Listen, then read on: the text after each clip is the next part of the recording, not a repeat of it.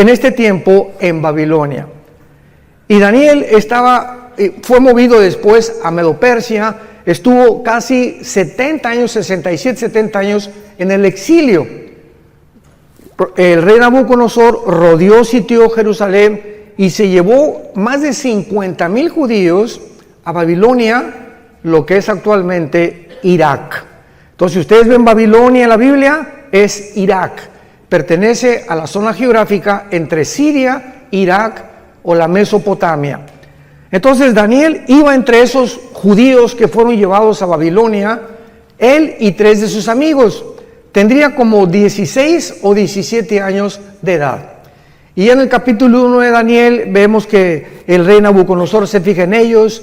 Parece que eran muy bien parecidos estos muchachos, se distinguían de muchas personas, y los agarró el rey Nabucodonosor y los apartó y dio órdenes a su jefe y les dijo: a estos muchachos entrénenlos. Quiero que los entrenen en la lengua, en las costumbres y en la comida de los babilonios. Sin embargo, Daniel, a esa edad tan temprana, tenía convicciones profundísimas acerca de la santidad y del temor de Dios. Entonces ellos oraron y decidieron no participar de los alimentos, porque ya saben que los judíos comen kosher y muchas cosas estaban contaminadas como el puerco, etcétera, etcétera, y todavía estaban bajo la ley. Entonces se negaron a comer esas cosas y le pidieron al guardia de la capitán del rey Nabucodonosor que les perdonara, que les diera la oportunidad de comer puras verduras y puras ensaladas, y que los probara dentro de 2 o 3 meses para que demostraran que iban a tener más salud que todos los demás. Bueno, pues Dios les dio gracia y así fue, y Daniel y sus amigos comieron una comida vegana en aquel tiempo y fueron realmente con mucha más salud que todos los demás que les rodeaban. Y así Daniel creció bajo el rey Nabucodonosor, bajo el rey Darío de los medos persas, porque después de los babilonios vinieron los persas, los griegos y los romanos, históricamente hablando. Y Daniel, en el capítulo 9, tiene 90 años de edad. Abordamos ya el final de su vida, y Daniel se da cuenta, vayamos rápidamente al libro de Jeremías, el capítulo 25, comienza a estudiar Daniel Jeremías y descubre algo que comienza a conmover las más profundas fibras de su alma. Dice Jeremías 25, versículo 14: y toda esta tierra será puesta en ruinas y en espanto, y servirán estas naciones al rey de Babilonia 70 años. Y cuando sean cumplidos los 70 años, castigaré al rey de Babilonia y aquella nación por su maldad, ha dicho Jehová, y la tierra de los caldeos, y la convertiré en desierto para siempre.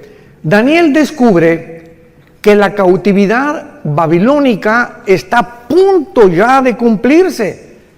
Y dice, bueno, 70 años ya, estamos casi en el año 69. Y entonces Daniel, conmovido, comienza a preguntarle a Dios en todo el capítulo 9, orando, que cuál sería el destino final entonces de Israel. Bueno, vamos, ya se cumplen los 70 años, ¿nos vas a regresar a nuestra tierra? ¿Nos has abandonado por completo? ¿Cuál es el futuro de la nación santa Jerusalén y de tu pueblo judío? Y entonces Dios manda al ángel Gabriel, y Gabriel trae la respuesta de Daniel, porque durante 3 semanas Daniel se la pasó ayunando, buscando a Dios en oración para poder obtener una respuesta satisfactoria de parte de Dios.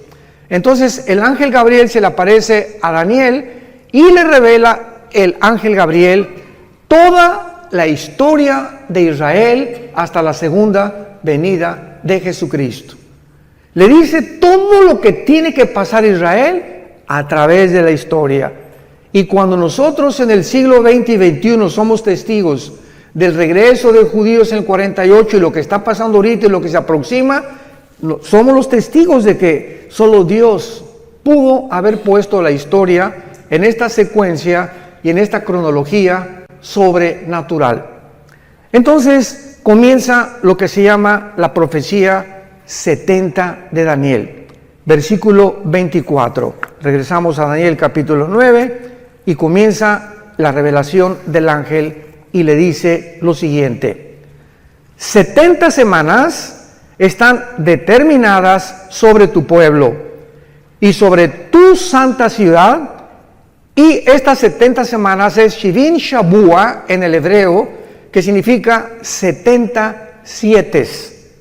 Los judíos tenían semanas de días y tenían semanas de años. Entonces se encuentra en el libro de Levítico. Entonces no eran 70 semanas, 7 por 7, 49 semanas. Eran 70 semanas de años. O sea, 7 por 7, 490 años. Esto es importantísimo que vayan tomando nota para que tengan un bosquejo clarísimo, que es la profecía más grande de toda la Biblia acerca del futuro de la nación de Israel y de la parte que nosotros vamos a formar como iglesia dentro de esta profecía, porque cuando esta profecía se cumpla, la iglesia desaparece del mundo. Antes de que se cumpla la profecía, perdón. Entonces, 490 años están determinadas, no sobre la iglesia, sobre tu pueblo y sobre Jerusalén. De aquí en adelante, Daniel, cuando oigas la orden, lo vamos a ver más adelante, de restaurar las murallas de Jerusalén hasta el Mesías, increíble que matemáticamente la Biblia haya profetizado el día exacto de la primera venida de Jesucristo. Desde que se ordene la restauración de las murallas de Jerusalén hasta el Mesías habrá 483 años. Entonces, ¿cuántos años faltan?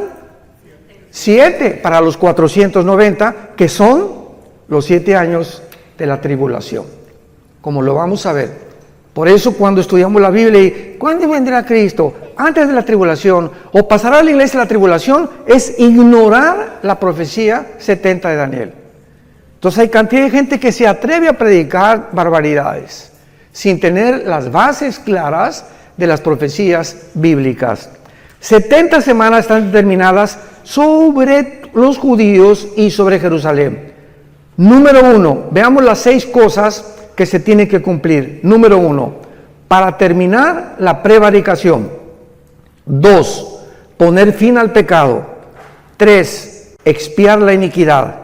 4, traer la justicia perdurable. 5, sellar la visión y la profecía. Y 6, y ungir al santo de los santos.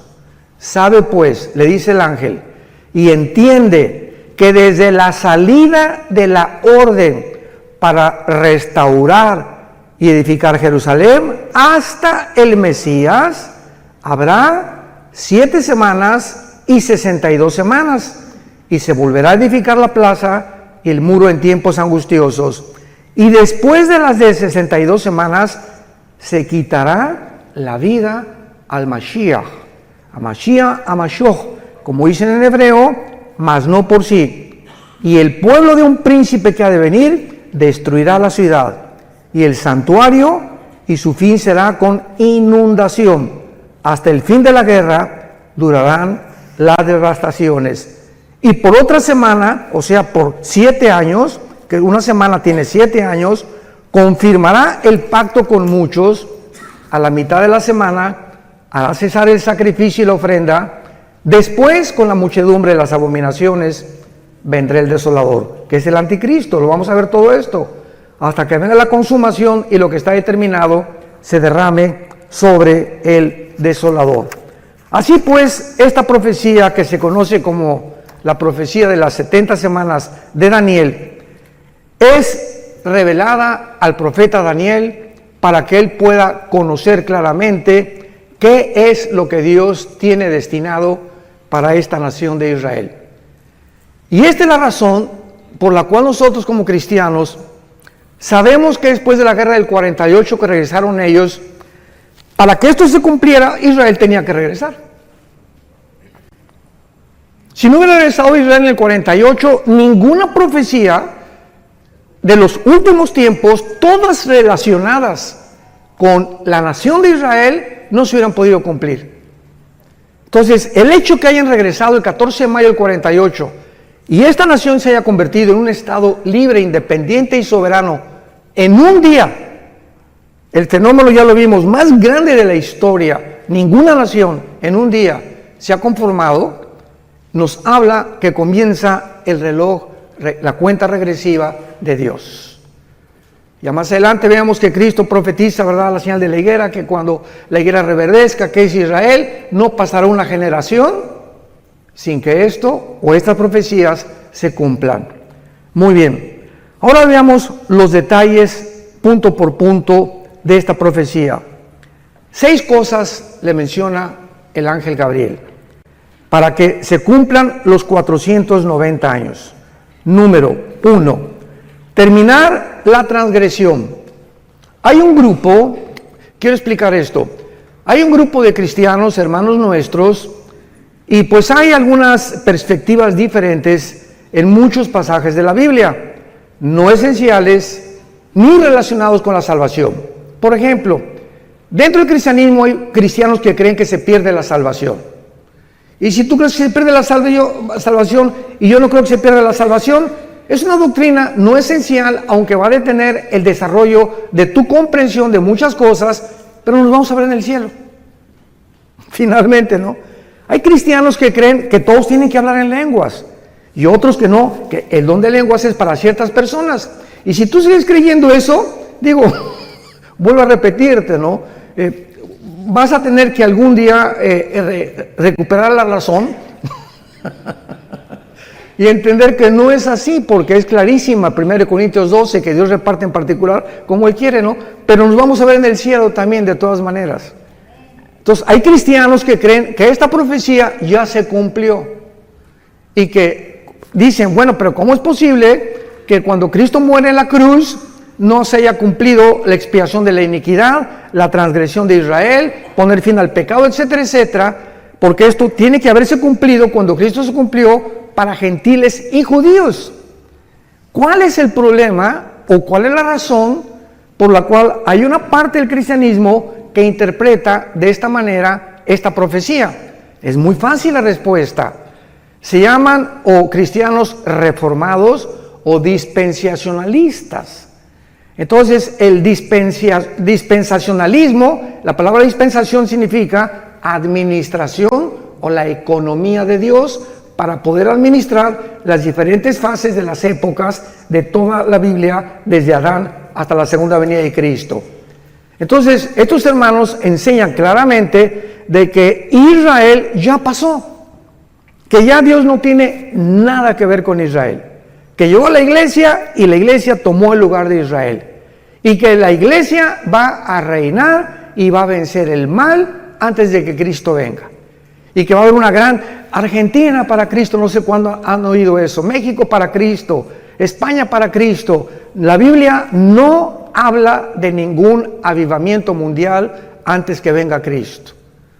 Los avivamientos que va a haber antes que venga Cristo, el arrebatamiento, van a ser como el de Asbury. Hace poco vieron ustedes en Kentucky, ¿no? Que una iglesia comenzaron los muchachos sin ninguna expectativa de nada, comenzaron a cantar la guitarra y comenzó un espíritu, cayeron al suelo los muchachos, llore y llore, no hubo manifestaciones de nada, ni locuras de nada, y las muchachas, y comenzaron a arrepentirse y a pedirle perdón a Dios por los pecados, y duró como casi un mes, y la gente del mundo estaba absorta, asombrada de que miles de muchachos estaban pidiéndole a Dios y consagrándose a Cristo sin ningún mensaje de exhortación de ningún pastor. Fue una obra completamente del Espíritu Santo. Ese es un avivamiento.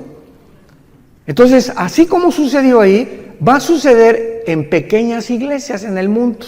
Hay un remanente en todas las iglesias, hay un remanente de verdaderos cristianos santos y que siguen a Jesucristo. Así como en todas las iglesias del mundo entero, casi la mayoría de los que asisten no son cristianos, Personas que nunca se han arrepentido de sus pecados, pero van a la iglesia y diezman y hacen esto y el otro, y vuelvo a repetir, de lunes a viernes viven como el anticristo. Jamás sin tener fruto, siguen con su amante, siguen con la fornicación, siguen con esto, siguen con por aquí, por allá, y se dicen cristianos. Pero esto está escrito, que la maldad tenía que crecer dentro de la iglesia, iba a leudar la vida de muchos cristianos, que iban a ser arrastrados por el mundo, y cuando venga Cristo se quedarán en el arrebatamiento, y ahí descubrirán que nunca realmente siguieron a Jesús. Muy bien, entonces cuando la Biblia dice que se va a terminar la transgresión, Dios no ha terminado con Israel. Siempre que he tenido discusiones en programas de televisión o en entrevistas, le digo a mis hermanos pastores que discuten o que alegan o que tenemos debates, Romanos 9, Romanos 10 y Romanos 11 son 3 capítulos suficientes en el Nuevo Testamento para testificar que Dios no ha acabado con Israel. Cristo rechazó a Israel y están en la banca. Y estamos en el partido, la iglesia, ahorita estamos ahí en el Estadio Azteca jugando, pero va a tocar el silbatazo el árbitro y vamos a salir todos los que participamos en el juego, y la banca va a entrar al partido final, que es Israel en la tribulación. Entonces Dios no ha terminado con Israel. No es cierto que la iglesia haya ocupado el lugar de Israel, porque Israel fue una nación o una entidad completamente diferente. Jehová el Padre era el esposo de Israel. Todo esto es simbólico. La iglesia es la novia de Cristo. Israel nunca fue la novia de Cristo. Israel nunca estuvo en el cuerpo de Cristo. Israel nunca fue enterrada y resucitada y sepultada porque el Mesías no había venido. Entonces nosotros somos completamente diferentes, y esto lo explica claramente el capítulo 2 y 3 del libro de los Efesios, que ahora la iglesia, ¿verdad? Que un misterio del Antiguo Testamento de la iglesia no existía en el Antiguo Testamento de la iglesia. Ignorar estas verdades y estas doctrinas lleva a muchísimos hermanos a trazar la palabra de verdad chueca. Y con el tiempo, ¿verdad? Pues ya estudiamos un poco más y vamos comprendiendo la palabra de Dios. Entonces, por ejemplo, dice en Zacarías, veamos estas verdades acerca de la conversión final de Israel. Entonces, la muerte de Cristo quita las transgresiones de nosotros, pero Israel le rechazó como Mesías. Y de Cristo en nuestros días, todos los judíos que aceptan al Mesías forman parte de nosotros. Forman parte de la iglesia. Se les llama judíos mesiánicos. ¿Se acuerdan de la barca, el que comenzó a cantar? Era judío y no le dio vergüenza, gloria a Dios. Y enfrente de todos, yo soy judío mesiánico. Creo que Jesús es el Mesías. Y como él se calcula que hay actualmente 185,000 judíos de papá y de mamá, que creen que Jesucristo es el Mesías. Pero finalmente, o sea, es un remanente. Pero esos judíos que se llaman mesiánicos forman parte de la iglesia, porque ahora en la iglesia no hay judío, ni griego, ni gentil, ni español. Ahora somos todos el mismo cuerpo de Cristo. Ya no hay acepción de personas. En el Antiguo Testamento solamente los judíos. En el Nuevo Testamento de todas las nacionalidades del mundo. Pero Dios no ha terminado con Israel. Y vemos en Zacarías 12 de qué forma la Biblia nos muestra claramente que en la segunda venida de Cristo se van a arrepentir. Dice así, Zacarías 12, 10 y 11. Y derramaré, está hablando de todo este pasaje, Zacarías 12, 3 y 14, habla de la segunda venida y del Armagedón y del tiempo del milenio. Derramaré sobre la casa de Israel, dice la Biblia, espíritu de gracia y de oración sobre la casa de David. Sobre la casa de David y sobre los moradores de Catepec, dice. No, ¿verdad? Ni de Toluca. Sobre los moradores de Jerusalén. espíritu de gracia y oración, y mirarán a mí, a quien traspasaron, y librarán y llorarán como llora por hijo unigénito, afligiéndose por él como quien se aflige por primogénito. Esto no ha sucedido por el amor de Dios. Y luego si lees Apocalipsis 1, 7 y 8, y mirarán al que traspasaron y llorarán, se vuelve a repetir el apóstol Juan, lo que dice 600 años el apóstol, el profeta Daniel, que cuando Cristo venga, ¿con qué él era el Mesías? Y imagínense nada más la frustración que tendrán, que le negaron, se fueron en contra de él, persiguieron a sus hermanos, nos persiguieron a nosotros, y se encuentran con Jesucristo, es el Mesías. Porque ahorita los judíos ortodoxos, ustedes ven los de negro, que traen como caireles así, con sombrero, todos de negro vestidos, ¿verdad? Caminan así. No pelan a nadie, no se voltean a nadie, son los fariseos, los shavarim del siglo XXI. Así eran los fariseos en el siglo de Cristo, orgullosos, y esto y el otro, y por aquí, por allá, y no tenían empatía por nadie. Una mujer ahí llorando, no le hacían caso, te acercabas a ellos y te miraban así. No han cambiado absolutamente nada. Y ahora que vayamos a Jerusalén, cuando vayamos al muro, vamos a ir al muro de los lamentos, van a verlos a todos ellos, ¿no? Una religiosidad, pero tremenda. Dicen los jóvenes, cañón.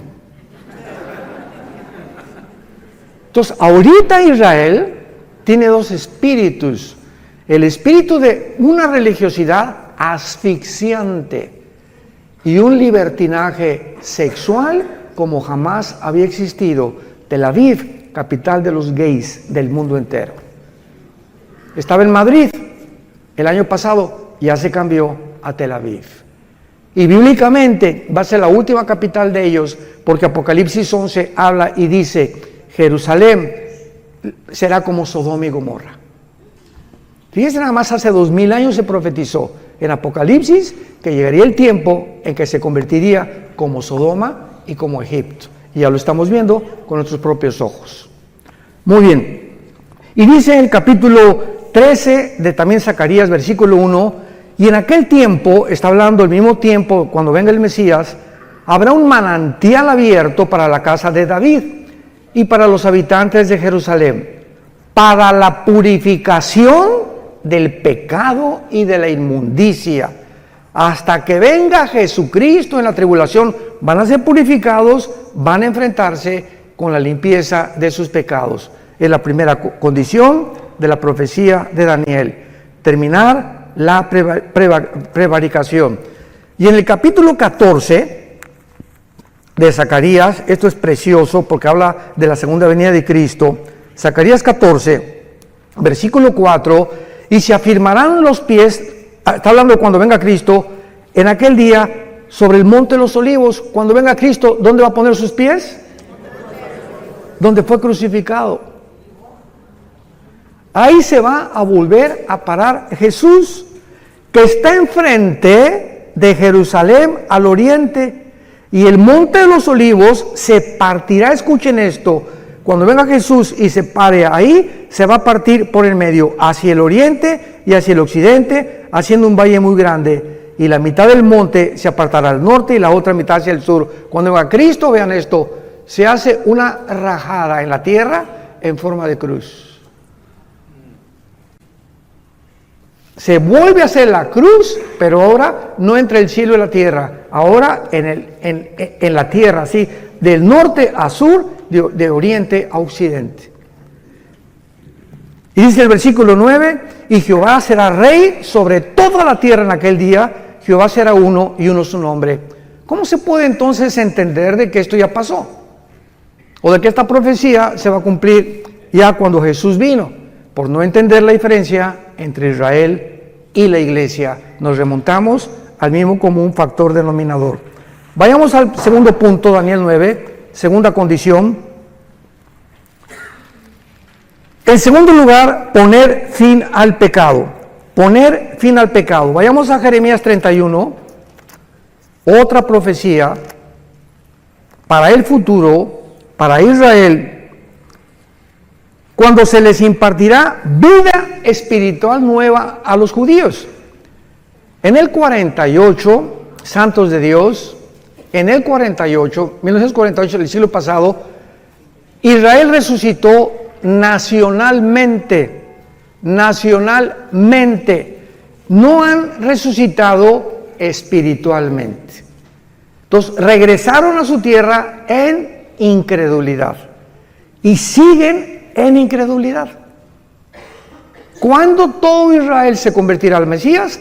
Cuando Jesucristo regrese por segunda vez. Entonces, por eso dice la Biblia, pondrán fin al pecado. Jeremías 31, versículo 31 al 33. Vean qué belleza de profecía encontramos aquí. He aquí que vienen días, dice Jehová, en los cuales haré nuevo pacto con la casa de Israel y con la casa de Judá. No como el pacto que hice con sus padres el día que tomé su mano para sacarlos de la tierra de Egipto, porque ellos invalidaron mi pacto, aunque fui yo un marido, ahí está, fui un marido para ellos, dice Jehová. Pero este es el pacto que haré con la casa de Israel. Después de aquellos días daré mi ley en su mente, la escribiré en su corazón, yo seré para ellos Dios, y ellos me serán a mí por pueblo. Este pacto, que es el pacto de sangre, Hebreos capítulo 8, nosotros somos los beneficiarios. Porque nosotros que somos la iglesia, en el momento que recibimos al Espíritu Santo, comenzamos en nuestra mente a conocer las leyes de Dios, y dichosos los que las guardan en su corazón. Bendito sea el varón que día y noche medita en este libro de la ley, que guarda en su corazón las palabras de Dios y las enseña a su esposa, las enseña a sus hijos, porque esa será la casa que yo bendeciré, dice Jehová de los ejércitos. Entonces, esto es para el futuro. Y dice aquí claramente, ¿verdad? El versículo 38 de Jeremías 31. Vienen días, dice Jehová, en que la ciudad será edificada a Jehová desde la tierra de Janael hasta la puerta del ángulo. Y saldrá más allá del cordel la medida, el collado de Gareb, y rodeará toda lo que es Goa. Y todas estas regiones actualmente no han sido ni restauradas ni reedificadas, como lo será en la segunda venida de Jesucristo. Número 3, Daniel 9, 24 al 27, para expiar la iniquidad, apuntando hacia la muerte de Cristo, que Él hizo en la cruz. ¿Qué cosa? ¿Qué fue la muerte de Cristo? Expiatoria. ¿Qué significa expiatoria? Sacrificial. Cristo muere en la cruz y Él se sacrifica. Tú y yo teníamos que morir. Tú y yo hemos pecado. ¿Qué vas a hacer con tus pecados? Bueno, hermano, pues soy religioso y bueno, entonces Dios hubiera dicho, miren mis chamaquitos, todas las iglesias y todas las religiones van a llevar a Dios. Y cada quien con su religión y no hay ningún problema, nos vemos en el cielo. ¿Por qué no hizo Dios eso? ¿Por qué tenía su unigénito hijo que morir en una cruz? Si todas las religiones salvan y hay otro camino fuera de Cristo al cielo, la muerte de Cristo fue un desperdicio. ¿Para qué Cristo tuvo que morir? Hubiera dicho, Señor, pues hagan todos mejor, hagan buenas obras, pórtense bien, y den sus diezmos, sus ofrendas, y respeta a tu esposo, y nos vemos en el cielo. Y cuando estaba en Getsemaní, Jesucristo comenzó la pasión, cayó de rodillas, y comenzó lo que se llama la hematodrosis, científicamente, que es cuando los capilaridades de la sangre se rompen por una presión externa que experimentó Cristo. Ahora vamos a ir a Getsemaní, y es curioso que la palabra Getsemaní significa el aceite prensado. Es lo que significa Getsemaní en el hebreo, aceite prensado. Y ahí comienza Cristo a ser prensado, apretado, y sale la sangre, y Jesús grita.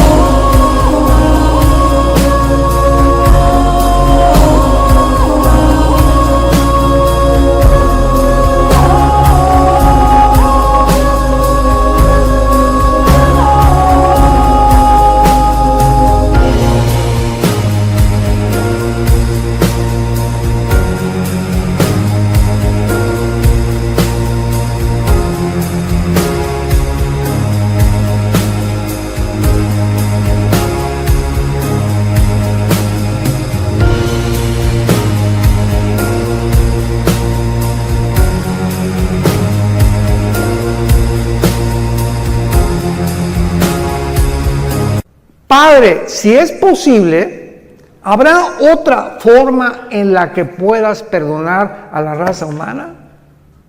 ¿Por qué no les dice nada más que se portan bien, Señor? Que cada quien tenga su religión y todo. 3 veces Cristo dijo, Señor, si es posible, pasa de mí esta copa. ¿Cuál era el temor de Jesús? ¿Los clavos? ¿El látigo de 7 colas de los romanos que se enrollaba en el cuerpo de la víctima? Le daba como 4 o 5 vueltas y tenían puntas de hueso y de hierro, las puntas de los látigos romanos, y cuando el soldado jalaba el látigo, desgajaba todos los tejidos subcutáneos de la espalda y del pecho. Entonces, después de los 39, porque la ley judía decía que no podían hacer más de 40 latigazos, entonces le dieron 39. Cuando Cristo terminan de flagelarlo, Cristo no tenía piel ni aquí, no tenía piel en la espalda. Y sobre eso le ponen un manto que se le pega como una hora de aquí a la cruz, y cuando llega a la cruz le arrancan el manto para toda la piel que le quedaba, y así con esa espalda despellejada y sin ninguna protección, lo acuestan en un madero. A eso le tendría miedo Jesús cuando dijo, si es posible, pasa de mí esta copa, o los clavos. ¿Cuál era la razón por la cual Cristo sudó sangre y le dijo a su Padre, Padre, no hay otra manera en tu inmensa sabiduría en la que la raza humana pueda ser rescatada y liberada del pecado? Cristo sufrió y experimentó en la cruz lo más terrible que pudo haber sucedido físicamente. En la cruz el Padre abandonó al Hijo. Elí, Elí, lama sabactani, gritó en arameo. Dios mío, ¿por qué me has desamparado? Algo sucedió misterioso en la cruz, que el Padre deja al Hijo solo. Nunca en toda la eternidad había sucedido esto, que el Padre se separara de su Hijo. Y el Hijo en ese momento, cuando nuestros pecados, tus pecados y mis pecados, fueron puestos en el cuerpo de Cristo, el Padre no podía estar en Él, no podía siquiera estar junto a Él. Y ahí lo dejó que llevara los pecados y que muriera en la cruz completamente abandonado. Sin embargo, ¿saben por qué lo hizo? Al Hijo no lo perdonó para perdonarnos a nosotros. Lo que Él pagó y lo que nosotros merecíamos, lo puso sobre su Hijo. Y a nosotros sí nos perdonó. Y estará con nosotros para siempre, porque de tal manera. ¿Ya entiendes ahora el versículo Juan 3:16? Porque de tal manera. No hay otras palabras del Espíritu Santo, de tal manera. No se puede pronunciar lo que sucedió. De tal manera nos amó Dios. Tan grande, no hay palabras para escribir, que Dios amó al mundo, que nos dio a su Hijo unigénito. Para que cualquiera de ustedes que crea en Él no se pierda, mas tenga la vida eterna. Y Dios muestra su amor para con nosotros en que siendo pecadores, o sea, ahí está el chanclas y el pitirijas, cuijas, borracho, un homosexual, una lesbiana, borracho, parrandero y jugador. Y vean ustedes, esta es la cruz. Y aquí está el pitirijas y el chanclas, ¿verdad? ¿Y cuál es el pensamiento de nosotros? Es que la adúltera, aquí está la mujer adúltera, el hombre adúltero, el hombre misógeno, llámale como quieras al ser humano. Y el ser humano piensa que antes de acercarse a Dios, tenemos que dejar de ser borrachos, tengo que dejar de ser adúltero, tengo que dejar de ser alcohol. Tenemos que dejar de pecar y entonces venimos a Dios y nos acepta. Y la Biblia dice, ven cómo estás. ¿Eres homosexual? ¿Eres borracho? ¿Eres un adúltero? ¿Tienes 3 amantes? ¿Has hecho 8 abortos? ¿El pitirijas cuántas muertes? Señor, he matado a 30 personas. Así como estás con toda la mugre y los pecados que tengas, ven a la cruz y cree lo que hice yo por ti. Y cuando yo entre a tu vida, te limpio de todo y todo tu pasado es borrado completamente. Y te daré el poder ahí mismo en la cruz para que comiences una vida nueva.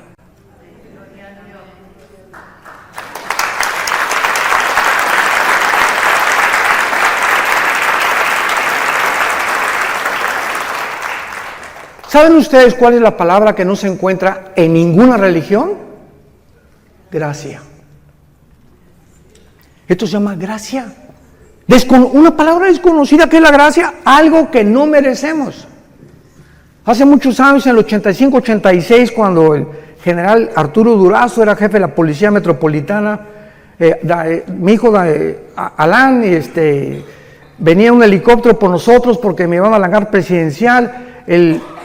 El jefe tenía un escuadrón de helicópteros Durazo en aquel tiempo, en los 80s, y el jefe del escuadrón de helicópteros de la policía, y lo voy a decir porque, bueno, se está muriendo mi hermano Roberto Barragán, fue a un estudio de nosotros de Apocalipsis, yo decía Apocalipsis en un estudio, se convierte y le lleva al general Durazo un cassette mío, de una conferencia, creo que fue día después de la muerte, algo así. Y entonces el general Durazo le dice al teniente coronel Roberto Barragán, tráeme a ese, me decía, Alducino, tráeme a ese Alducino para que venga aquí, y juntó a Lino Ventura, al jefe del servicio secreto en aquel tiempo, al jefe de seguridad en el hangar presidencial. Oye, que quieren que les un mensaje a todos, y estaban todos sentados en desayuno en el hangar presidencial. Bueno, pues Alan se acordar de esto, ¿verdad? Prediqué ahí, a la salida dije, a ver dónde me escondo. Prediqué de qué le sirve al hombre ganar el mundo si pierde su alma. Total que fue impactado el general Durazo, y de ahí también nos llevó al colegio de la policía, al desierto de los leones, y a todos los meros de rango más alto de la policía les predicamos también. Bueno, para no ser tan largo el cuento, yo le dije, general, a mí me interesa predicarle a los presos, porque teníamos un ministerio en Santa Marta, Catitla, en la penitenciaría federal y en la cárcel de mujeres, en la carretera que lleva hasta Puebla, Calzada Zaragoza. Y entonces nos mandó un helicóptero, y a todo eran 1,636 presos en ese tiempo, y ordenó el general Durazo al general de la prisión, que también era policía, que los juntara en el patio a todos. Y después de que hicimos ese evento, todos los presos así, ¿verdad? Y rasgados, y ves en el video que tenemos ahí, pero así unas caras, y conforme iba pasando el mensaje, ves cómo se les iban suavizando las caras, se convirtieron 1,150 presos. 1,150 presos. Y al final llega uno y se acerca conmigo y me dice, oiga, pastor, quiero contarle algo. Sí, con mucho gusto, venía pero bañado en lágrimas. Y me dice, fíjese que yo estoy aquí en la prisión por un asesinato. Yo soy gatillero a sueldo de Veracruz, donde dicen que la vida no vale nada. Y me mandaron, desde los 12 años me contrataron para matar personas. Desde los 12 años. Y he llevo hasta ahorita 27 asesinatos. Vine hace algunos meses a México, comisionado para matar a un político, y en el periférico se me atravesó alguien, saqué la 38 y lo maté. Por ese asesinato me agarraron y estoy aquí en la cárcel, no por los otros 27 que yo debo. ¿Usted cree que Dios me puede perdonar? Y le dije, si tus pecados fueren como el carbón, como la blanca lana, vendrán a ser. Eres hijo de Dios y todo tu pasado está borrado. ¿Y saben qué es lo que pasa? Que los fariseos dicen, ay sí, qué fácil. No, pues ¿sabes una cosa? Contéstale, no fue así de fácil. Al Hijo de Dios le costó su vida en una cruz.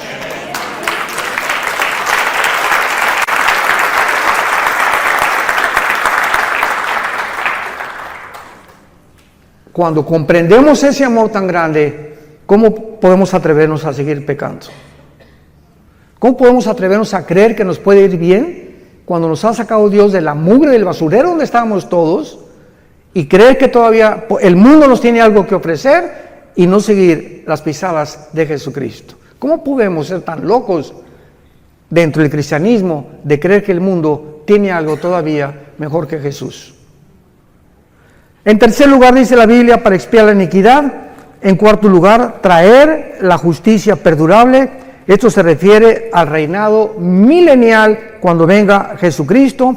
Veamos qué hermoso pasaje en Isaías capítulo 11, cómo se describe la vida del milenio profetizada 700 años antes que el Mesías viniera a la cruz. Isaías 11, saldrá una vara del tronco de Isaí. ¿Quién era Isaí? El papá de Jesse, el papá de David. Saldrá, y siempre la Biblia habla como una rama, o como vástago nos habla, que crecemos como un árbol y damos fruto. Y un vástago retoñará de sus raíces y reposará sobre él. Está hablando de Jesús, el Espíritu de Jehová. 1. 2. Espíritu de sabiduría, inteligencia, consejo, poder, conocimiento y temor de Jehová. Son las 7 manifestaciones del Espíritu Santo. Y la única persona que ha tenido estas 7 manifestaciones ha sido Jesucristo. Por allá tú tienes una, el otro tiene 2, el otro tiene 3, etcétera, etcétera. Pero sobre él estaba toda la deidad de Dios. Jesucristo era 100% hombre y 100% divino. Así que en él reposaba todo completamente, no le hacía falta nada. ¿Cómo le iba a hacer falta algo si él mismo era Dios? Y luego dice en el versículo 6, morará el lobo con el cordero, el leopardo con el cabrito se acostará, el becerro y el león y la bestia doméstica andarán juntos, y un niño los pastoreará. La vaca y la osa pasarán, sus crías se echarán juntas, y el león, como el buey, comerá paja, y el niño de pecho jugará sobre la cueva del áspid, y el recién destetado extenderá su mano sobre la caverna de la víbora. No harán mal ni dañarán en todo mi santo monte, porque la tierra será llena del conocimiento de Jehová, como las aguas cubren el mar. ¿Cuándo será esto? Cuando regrese Jesucristo y reinemos con él 1000 años en este mundo. Verán las serpientes jugando con los niños recién nacidos, el león jugando con un corderito, una osa con una vaca no se la va a comer porque se perderá la ferocidad. Las espinas no tendrán, las rosas no tendrán espinas, los alimentos, los reptiles y las arañas no tendrán veneno. ¿Cuándo fue esta infección de la creación? Pongan atención. Aquí están Adán y Eva, rodeados de rosas sin espinas, leones que no muerden, tigres que no muerden, osas que no muerden, rodeados de una creación perfecta. El momento en que esta pareja o la primer representante de nosotros desobedecen a Dios, cuando fueron creados Adán y Eva, tenían un ADN, el ácido desoxirribonucleico, que está en cada una de las células al 100%. Tenían un conocimiento impresionante de Dios. Eran perfectos. Y en el momento que pecan ellos, se reduce nuestra ADN casi un 90%. Decía Alberto Einstein que él creía que aproximadamente el ser humano tiene una capacidad intelectual, o el IQ, como le llaman, el coeficiente intelectual, desarrollado hasta un 8 y muy difícil un 10%. Imagínense la cantidad de información que perdimos por el pecado. Pero lo interesante es lo siguiente: el momento que pecan, en ese momento la genética y la ecología de lo que los rodeaba, de la creación, se infecta también. El hombre tiene la capacidad, con su maldad, de infectar su medio ambiente. Y en ese momento la genética de las plantas cambian, la genética de los animales cambian, pues se vuelven feroces, comienzan veneno, etcétera, etcétera. Todo a nuestro alrededor comienza a echarse a perder por causa del pecado humano. Y esta es la razón por la que nos encontramos en el siglo XXI, en un mundo que el planeta Tierra, COVID, ya tiene COVID, pero 5 veces le ha dado COVID al planeta Tierra. El planeta Tierra es así, no hay aire, no hay alimentos, los mares contaminados, los ríos contaminados, la comida contaminada, ahora comida transgénica, inventando Red Bull, Coca-Cola, Monster, etcétera, etcétera. Cochinada y media hemos acabado con toda la creación. Y los gobiernos, el clima, le están dando más importancia al clima sin darse cuenta que es la maldad de nosotros. La maldad del ser humano, que ha llegado a un extremo donde se autoriza la pedofilia, donde la naturaleza se vuelve en contra de nosotros.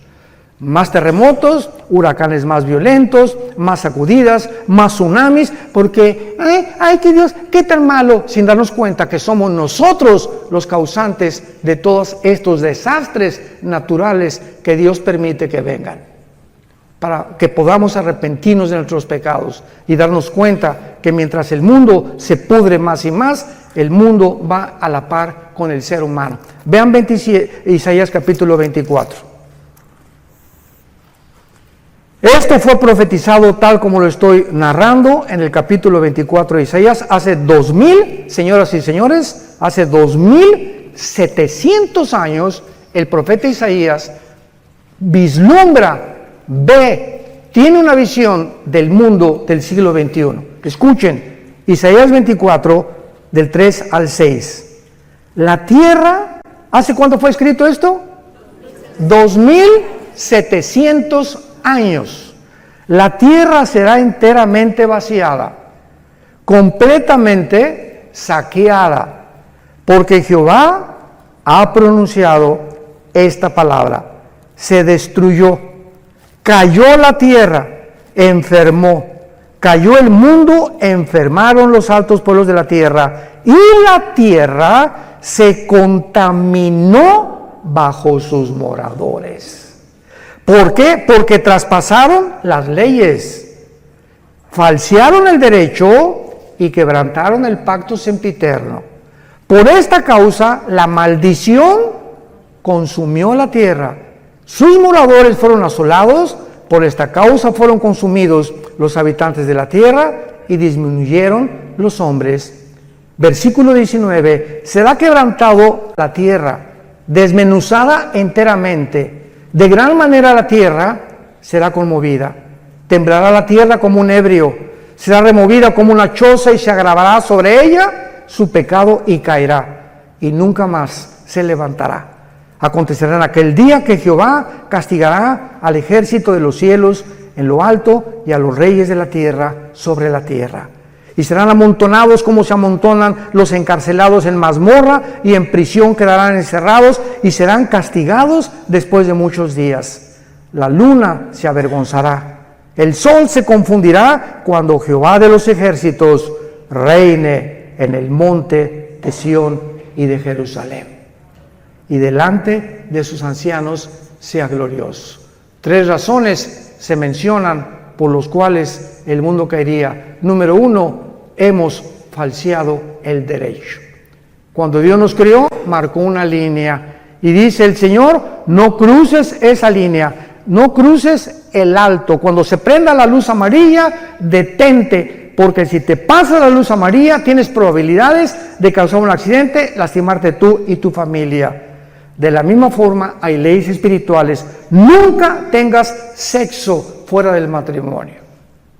No cometerás inmoralidad. No desearás la mujer de tu prójimo. No fornicarás. No cometerás adulterio. El sexo fue diseñado dentro de la dimensión del matrimonio, nada más. Nunca fuera del matrimonio. Respeta a tus hijos, enseña a tus amigos. Y estas líneas de la ética y de la moral las hemos traspasado como nunca en el siglo XXI, donde nos atrevemos a decir que hay más de 2 géneros y autorizar la pedofilia y bueno, tantas cosas que estamos viendo a nuestro alrededor. Hemos falseado el derecho. Número 2, dice la Biblia, quebrantaron el pacto sempiterno. ¿Cuál es el pacto sempiterno? El matrimonio. Es la institución más santa, más sagrada que existe desde el principio de la Biblia hasta el final de la Biblia. El matrimonio es la base, el bastión de toda sociedad. Matrimonios deshechos y perseguidos, la sociedad se tiene que desmoronar, como lo estamos viendo actualmente alrededor del mundo. Divorcios al por mayor. ¿Por qué? Por una ignorancia impresionante. El hombre no sabe cómo tratar a la mujer, y mujeres pues como Elizabeth Taylor, 9 maridos la chulis. la mujer más bonita del siglo XX, 9 maridos. ¿Por qué? Porque pues Pepe no me gustó, Jorge no me cumplió el carro que yo quería, y Calandrio tampoco me hizo esto, y el otro no me hace los huevos como lo hacía mi mamá, y busque. En los hombres la felicidad. Ahí está la mujer samaritana, 5 maridos, ¿se acuerdan? Llevaba 5 maridos la pobrecita, buscando y creyendo que un hombre u otro mejor matrimonio, otra mujer, te va a hacer feliz. ¡Qué cosa tan tonta del ser humano! Se calculan los psicólogos que el segundo matrimonio es peor y el tercero es peor todavía cuando hay el adulterio y cuando lo hiciste por adulterio. ¿Cómo te puede ir bien en la vida de esa manera? Y creyendo siempre, no, esta mujer no, hay otra mejor, y esta está más guapo, y esta está más bonita, y esta está 20 años más chica que yo, y me voy con las chamaquitas, etcétera, etcétera. Esa es la mente sin freno, las pasiones desenfrenadas del ser humano que lo llevan a estrellarse contra la pared. Y hombres que pierden su esposa, pierden sus hijos, su trabajo, la vergüenza, simplemente por media hora de placer. Y por muchachas que creen con la cara del lobo y cocodrilo que tienes, que porque estás, ¿verdad? Como dicen en mi tierra, viejos rabo verdes.